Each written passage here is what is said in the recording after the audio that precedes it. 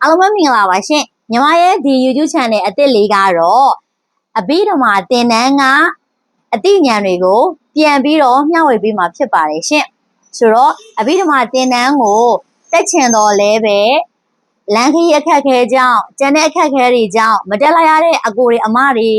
ဦးတွေအတော်တွေရှိရဆိုလို့ရှိရင်ညီမရဲ့ဒီဗီဒီယိုလေးကအသိဉာဏ်နည်းနည်းလေးပဲဖြစ်တော့အထောက်အကူဖြစ်မယ်လို့မျှော်လင့်ပါတယ်ရှင်ညီမကအဘိဓမ္မာသင်တန်းကို2015ခုနှစ်တုန်းကလေးကတင်ခဲ့တယ်။တင်တော့ကတော့တင်ရုံပဲတင်တာပေါ့နော်။ကျောင်းကတစ်ဖက်နဲ့ဆိုတော့တင်တယ်စာနေနဲ့ပပကြက်တယ်အဲ့လောက်ပဲဆောင်းပွဲဝင်ဖြေတာမျိုးမရှိခဲ့ဘူး။ဆောင်းပွဲဝင်ဖြေတာကတော့2022ခုနှစ်မှာဝင်ဖြေပြီးတော့အဘိဓမ္မာကိုပထမစဉ်ဒုတိယစဉ်တတိယစဉ်3နှစ်စလုံးကိုတစ်နှစ်ထဲနဲ့ပြီးသွားပါတယ်ရှင့်။ခုလောလောဆယ်ဆိုရင်ညီမရဲ့ပညာရေးကဘယ်ထိရောက်ပြီလဲဆိုရင်အစိုးရပထမပြန်ကိုပထမလက်တန်းဖြေထားပါတယ်ရှင့်။အရင်တုန်းကတည်းကစိတ်ကူးရှိတယ်ငါဒီအဘိဓမ္မာကိုသင်တာသူများကြီးလည်းပိုသိတယ်လို့ပဲသိစေရမယ်ဆိုတဲ့စိတ်ကူးလေးနဲ့ပြန်ပြီးတော့မျှဝေပြီးမှဖြစ်ပါတယ်ညီမကဘယ်တင်ရိုးကိုကင်ပြီးတော့မျှဝေမှာလဲဆိုလို့ရှိရင်တော့ညီမတို့ရဲ့ဆရာတော်ဘုရားကြီးဘောရိမန္တိုင်းဆရာတော်ဘုရားကြီးရေးသားထားတဲ့အဘိဓမ္မာတင်းချိုတင်ရိုးကိုကင်ပြီးတော့မျှဝေမှာဖြစ်ပါတယ်ရှင်ဒီတင်ရိုးတွေကပုံစံအတိုင်းပဲပြန်ပြီးတော့မျှဝေမှာဖြစ်ပါတယ်ပထမဦးဆုံးမေးခွန်းလေးတစ်ခုနဲ့စလိုက်ပါမယ်လူတိုင်းမေးကြတဲ့မေးခွန်းအဘိဓမ္မာသင်တန်းကိုတက်တဲ့သူတိုင်းကိုကြံတဲ့သူတွေမေးကြတဲ့မေးခွန်းကဒီမေးခွန်းလေးပါအဘိဓမ္မာသင်ကြားရခြင်းရဲ့ရည်ရွယ်ချက်ကဘာလဲမေးကြပါလေရှင်ညီမတို့အခုကျင်လည်ရတဲ့ပတ်ဝန်းကျင်မှာဆိုရင်သင်တန်းဆိုတာအများကြီးရှိတယ်သိလားဘာသာရေးနဲ့ပတ်သက်တဲ့သင်တန်းတွေဆိုလို့ရှိရင်ကွာဓမ္မစကူရှိတယ်နောက်ပြီးတော့ကျန်တဲ့လောကီသင်တန်းတွေဆိုလို့ရှိရင်အင်္ဂလိပ်စာသင်တန်းတရုတ်စာသင်တန်းဂျပန်စာသင်တန်းစသဖြင့်သင်တန်းတွေအများကြီးရှိတယ်သင်တန်းတက်တဲ့သူတွေလည်းအများကြီးရှိတယ်လို့သင်ပေးတဲ့သူတွေလည်းအများကြီးရှိတယ်အဲ့တော့ကျတော့သင်တန်းတစ်ခုတက်ရတဲ့ရည်ရွယ်ချက်ကဒီသင်တန်းကိုကတက်တယ်ကိုကဒီသင်တန်းကနေဘာပြန်ရမလဲဆိုတဲ့ရည်ရွယ်ချက်မျိုးနဲ့တက်တာအဲ့တော့ကျတော့ညီမတို့ကအင်္ဂလိပ်စာသင်တန်းကိုတက်တယ်ဆိုလို့ရှိရင်အင်္ဂလိပ်စာကိုကဒီလုပ်ငန်းခွင်မှာအသုံးချမယ်ဒါမှမဟုတ်လို့ရှိရင်လည်းနိုင်ငံရဲ့ခြားကိုကျောင်းတက်တဲ့အခါစာသင်တဲ့အခါမှာပြန်ပြီးတော့အသုံးချမယ်ဒါမျိုးလုပ်လို့ရတယ်ဂျပန်စာသင်တန်းတက်ရင်ဂျပန်အောင်သွားမယ်ဆိုတဲ့ရည်ရွယ်ချက်နဲ့ကဲအဘိဓမ္မာသင်တန်းကိုတက်ကြတယ်လူတွေတမ်းမဲနဲ့အလောက်ကလည်းရှုပ်ရှုပ်စီးပွားရေးကလည်းလုံနေရတာဘာလို့အဘိဓမ္မာသင်တန်းကြီးအချိန်ပေးပြီးတော့တက်မှာလဲတကယ်ဗုဒ္ဓဘာသာစစ်လို့ဘုရားတရားတော်တွေနဲ့ဘုရားတရားတော်တွေကိုတကယ်ကိုထူထူနဲ့သိချင်လို့ရှိရင်တရားသွားအားထုတ်ချီပေါ့ဘာလို့ဒီသင်တန်းကြီးကိုတက်နေမှာလဲအဲ့လိုမျိုးမေးတဲ့သူတွေရှိတယ်နော်ညီမကိုယ်တိုင်အမေးခံခဲ့ရပါတယ်ရှင့်အဲ့တော့ဒီလောက်စာရီတင်နေရကိုယ်နဲ့လည်းမဆိုင်မဲနဲ့ပြင်မလောကမှာလည်းအသုံးချလို့မရပဲနဲ့ဘာလို့တင်နေရလဲဆိုပြီးတော့အများကြီးလာမေးကြတယ်အဲ့တော့ဒီရွယ်ချက်ကဘာလဲဆိုတော့ညီမတို့ဗုဒ္ဓဘာသာရဲ့ပန်းတိုင်ဆိုတာနိဗ္ဗာန်ရှင့်နိဗ္ဗာန်ရောက်ဖို့ရန်အတွက်ညီမတို့ကတရားတွေအားထုတ်ရမယ်သီလတွေစင်ကြယ်အောင်နေရမယ်ဘာဝနာတရားတွေအားထုတ်ရမယ်ဆိုတော့တရားအားမထုတ်ဘဲနဲ့နိဗ္ဗာန်ကိုဘယ်လို့မှမရောက်နိုင်ဘူးဒါရေပုံရသဘောပေါ့နော်အဲ့တရားအားထုတ်တယ်ဆိုတာကဘာလဲဒါကတော့ရုပ်ပဲဒါကတော့စိတ်ပဲဒါကတော့ပြဉ္ညက်ဒါကတော့ပရမတ်အဲ့လိုမျိုးတွေကိုကွဲခြားသိအောင်လို့မလို့တရားသိအောင်တရားအားထုတ်ရတာအဲ့လိုမျိုးသိမှလည်းပဲနိဗ္ဗာန်ဆိုတဲ့ပန်းတိုင်ကိုရောက်မှာအဲ့တော့ကြတော့အဘိဓမ္မာသင်တယ်ဆိုတဲ့ရည်ရွယ်ချက်ကအဲ့ဒီမှာစပါတယ်ညီမတို့ကလူတွေဖြစ်တဲ့အတွက်ကြောင့်မလို့ကိစ္စဝိစ္စတွေအများများတယ်ဆိုတော့တရားအားထုတ်ပါလားဆိုတော့တစ်နှစ်ပတ်လုံးမှာတရားအားထုတ်တဲ့အချိန်ဘယ်နှချိန်ရှိမယ်လို့ထင်လဲတစ်လလားနှစ်လလားမဟုတ်ဘူးနော်တကယ်အလုပ်များတဲ့သူဆိုရင်ရက်ပိုင်းတရားစခန်းဝင်ဖို့တောင်မနှဲကိုစူးစမ်းရတာအဲ့တော့ကျတော့ကို့မှာဗုဒ္ဓဘာသာနဲ့ပတ်သက်ပြီးတော့တကယ်ကိုကြင်ကြံအားထုတ်နိုင်တဲ့အခြေအနေလည်းမရှိထားဘူးဆိုလို့ရှိရင်ဘယ်လိုလုပ်မလဲစာထွေလေးတော့သိအောင်လုပ်ရမှာပေါ့အဘိဓမ္မာကနေပြီးတော့စာထွေသိထားပြီဆိုလို့ရှိရင်တရားအားထုတ်တဲ့အခါမှာလေဒါလေးကတော့ငါတို့အဘိဓမ္မာသင်တော့စိတ်ပါပဲလားစိတ်တွေကဘလူတွေဖြစ်နေရလဲမသိဘူးငါတို့သင်ထားတဲ့စိတ်တွေတိုင်းပါပဲလားဒါကတော့ရုပ်ပါလားငါတို့သင်မှုထားတဲ့ရုပ်တွေတိုင်းပါပဲလားဆိုပြီးတော့သိလာနိုင်မယ်ဒါကြောင့်မို့အဘိဓမ္မာသင်ကြားရတဲ့ရည်ရွယ်ချက်ကပို့ပါလေးပြောမယ်ဆိုလို့ရှိရင်တော့တရားအားထုတ်တဲ့အခါမှာအထောက်အကူတော်တော်ဖြစ်ပါတယ်စာတွင်းနဲ့ခွဲခြားထားတဲ့လူကလက်တွေ့ကျင့်တဲ့အခါမှာလည်းပဲအလွယ်တကူပဲပေါက်မြောက်အောင်မြင်နိုင်ပါတယ်တဲ့အခုလက်ရှိလောကမှာကျင်လည်နေကြတဲ့အခါမှာအဘိဓမ္မာသင်ကြားရတဲ့အတွက်ကြောင့်မလို့ဘလို့အကျိုးကျေးဇူးတွေရတယ်လဲဆိုလို့ရှိရင် ကိုယ့်ရဲ့စိတ်ကိုဘလို့ငြိမ်းချမ်းအောင်လုပ်ရမလဲကိုယ့်ရဲ့စိတ်ကိုကိုကတိနေတဲ့အတွက်ကြောင့်မလို့အဘိဓမ္မာမှာလေတိလားခန္ဓာကိုယ်တစ်ခုလုံးမှာရှိတဲ့ပေါ့နော်အစိတ်ပိုင်းနဲ့အကုန်လုံးရဲ့အကြောင်းတွေကိုလေတိတိကျကျသိရတယ်ကိုယ့်ရဲ့စိတ်ကလေးတောင်ပါပဲစိတ်ကဘယ်နှမျိုးရှိတယ်အကျဉ်းဘလောက်အကျယ်ဘလောက်အဲ့လိုမျိုးတွေရှိတယ်အော်ငါအခုဆိုငါဘာစိတ်တွေဖြစ်နေရလဲဒီစိတ်ကကောင်းတဲ့စိတ်လားမကောင်းတဲ့စိတ်လားအဲ့လိုမျိုးခွဲခြားဝေဖန်နိုင်ပြီးတော့ကြတော့ကိုယ့်ရဲ့စိတ်ကိုမမြန်ဆန်ဆန်ပြုပြင်ထိန်းသိမ်းလို့ရပါတယ်အဲ့တော့ကြတော့ကိုယ့်ရဲ့စိတ်ကိုပိုင်ပြီဆိုကြတဲ့ကကိုယ့်ရဲ့နေ့ရက်တိုင်းမှာကိုယ့်ရဲ့ရှောက်လန်းသွားရမယ့်နေ့ရက်ဒီနေ့မနက်ဖြန်နောက်တစ်နေ့အဲ့လိုမျိုးနေ့ရက်တိုင်းမှာလေတာယာအေးချမ်းမှုတွေပို့ပြီးတော့ရရှိပါတယ်ရှင်အဘိဓမ္မာဆိုတာလေတော်တော်လေးကိုနက်နေတယ်နောက်ပြီးတော့တိမ်မှုရဲ့တရားတွေကိုသင်ရတာအဲ့တော့ကျဘလို့တိမ်မှုလဲဆိုတော့ကိုယ့်ရဲ့စိတ်ကလေးကဘလို့ဖြစ်နေတဲ့စိတ်ကလေးလေကိုယ့်ရဲ့စိတ်ကိုတိပြီးဆိုကြတဲ့ကွာသိလားတိပြီးဆိုကြတဲ့ကိုကလေဒီစိတ်ငါခုဖြစ်နေတဲ့စိတ်ကကုသိုလ်စိတ်လားအကုသိုလ်စိတ်လားအဲ့လိုမျိုးလေးသိခြင်းကိုကတော်တော်လေးကိုတန်ဖိုးရှိတဲ့အသည့်လို့ပြောလို့ရပါတယ်ရှင်ဒါကြောင့်မလို့ညီမအတွက်ကတော့အဘိဓမ္မာသင်တန်းကိုသင်ရတဲ့ရည်ရွယ်ချက်ကအခုလက်ရှိဘဝမှာလေအခုလက်ရှိနေရတဲ့နေ့ရက်တိုင်းကိုလေကုသိုလ်စိတ်လားအကုသိုလ်စိတ်လားဆိုတာလေးကိုပိုင်းခြားသိပြီးတော့ကုသိုလ်စိတ်တွေကြီးပဲဖြစ်ပွားအောင်လုပ်မယ်ဖြစ်အောင်နေမယ်ကိုယ့်ရဲ့စိတ်ကတအားဒေါသထွက်လာပြီဆိုလို့ရှိရင်ဘယ်လိုထိန်းသိမ်းရမလဲ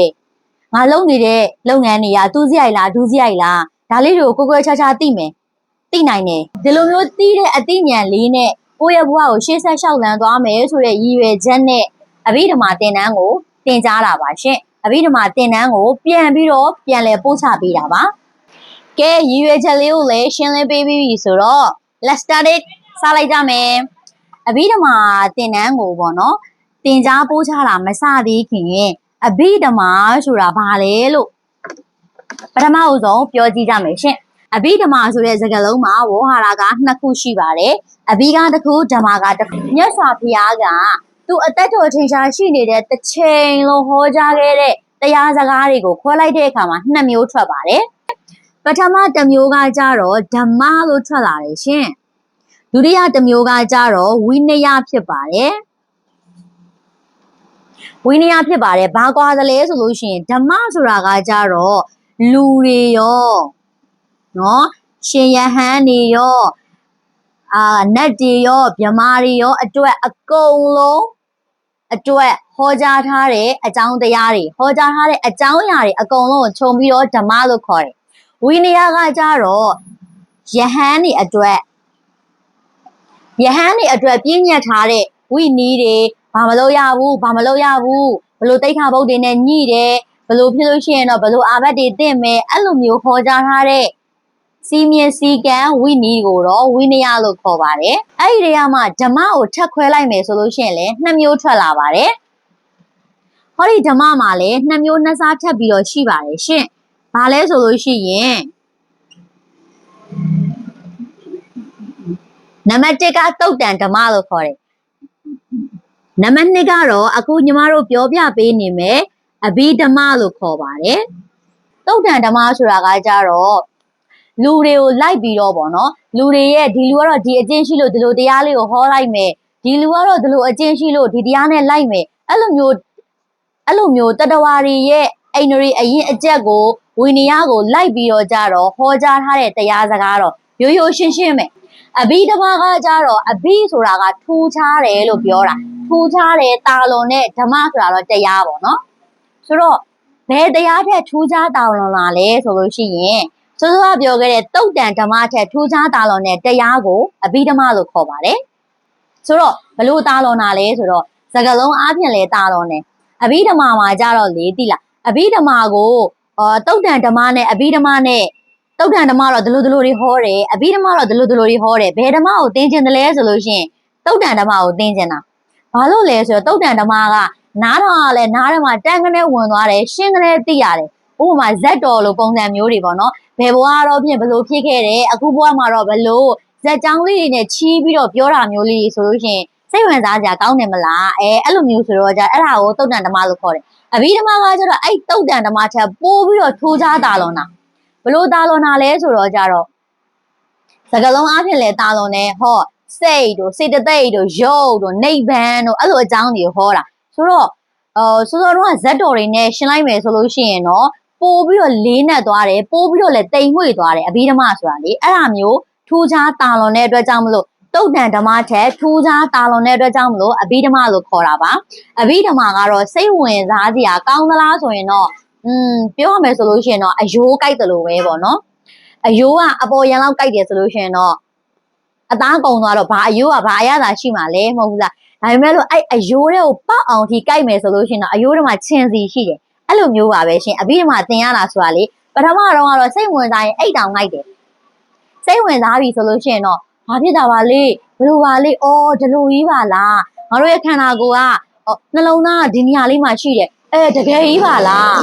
ဟဲ့မြတ်စွာဘုရားကဘယ်လိုတော့သိခဲ့တယ်မသိဘူးအဲ့လိုမျိုးဖြစ်လာတာသိလားညီမဆိုလို့ရှိရင်လေအဘိဓမ္မာလာတင်လဲလို့ခေါ်လို့တာသွားတင်တာအဘိဓမ္မာနဲ့ကိုနေရလေတခြားစီကွာကိုတင်ရတာအင်္ဂလိပ်စာလေးသင်နေရတယ်အင်္ဂလိပ်စာမေးချာဆိုတော့အဘိဓမ္မာကစိတ်စေတသိက်တွေသင်ရတာပြင်းတယ်လို့လည်းပြောလို့မရဘူးလေဘာဖုန်းကြီးဆိုတော့လာတင်ဆိုလာတင်ရတာပဲနောက်ပိုင်းကျမှတင်လေးလေးကြက်လေးလေးတိလေးလေးအော်စိတ်ကဒီလိုစိတ်တွေရှိပါလားဟဲ့အများကြီးပါပဲစိတ်တွေကသိတောင်မသိဘူးအော်စိတ်နဲ့ရှင်တာစေတသိက်ပါပဲကဲအဲ့လိုမျိုးလေးတွေတင်တာကြာလာမှအဘိဓမ္မာကလေသိလားတော်တော်လေးကိုသဘောကျစရာကောင်းတဲ့ဘာသာရပ်မှန်းသိရတာပါအဲ့တော့အဘိဓမ္မာဆိုတဲ့အကြောင်းကိုလည်းရှင်းပြပေးပြီးပါပြီရှင့်